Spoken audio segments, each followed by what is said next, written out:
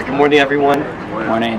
Today our passage is from the letter of St. Paul to the Romans, chapter 12, verses 1 to 8. Therefore I urge you, brothers and sisters, in view of God's mercy, to offer your bodies as a living sacrifice, holy and pleasing to God.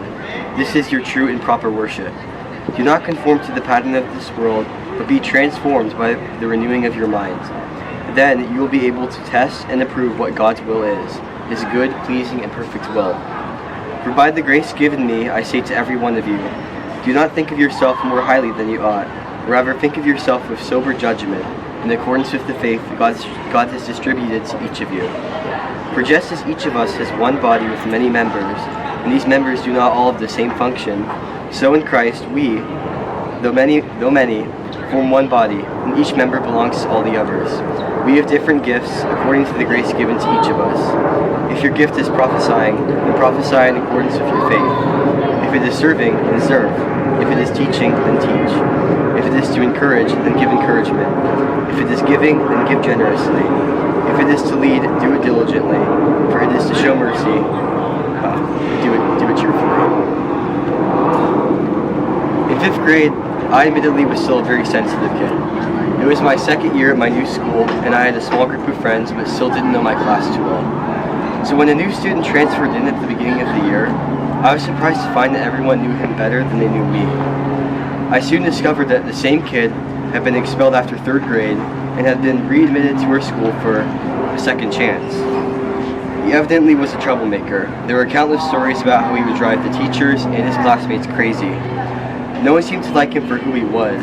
They only enjoyed the trouble he caused. I'll call him Joe for his privacy. Anyway, I became a bit worried when Joe began calling me insults like idiot, jerk, and a couple other worse words for no reason whatsoever. Being a 5th grader, it was a bit tough for me to take this sort of verbal abuse, and after putting up with it for a while, I finally told my parents. I was too scared to handle the situation myself. Well, my parents did what I expected.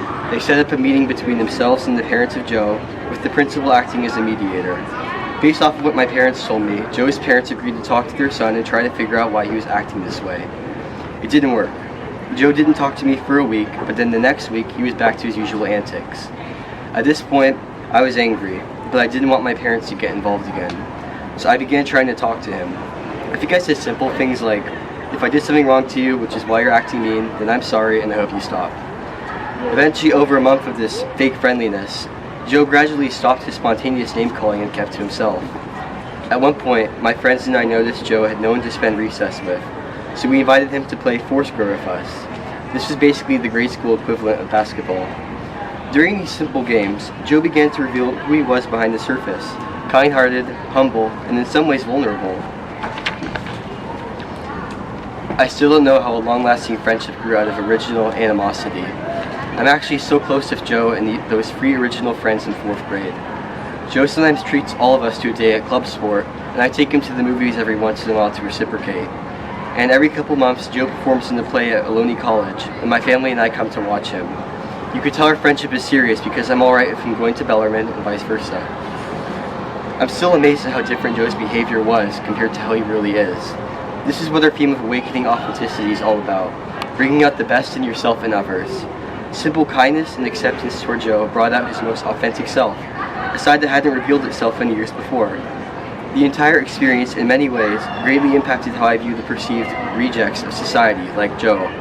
Perhaps if you give a person a chance, instead of judging them or returning negative feelings, they might end up becoming a friend. Only God truly knows people's hearts. We are called to be different, just as Micah Tyler repeats in this month's song, by showing compassion when your instincts tell you to respond with antipathy. Even a small gesture of kindness can spark a transformation in yourself or another person.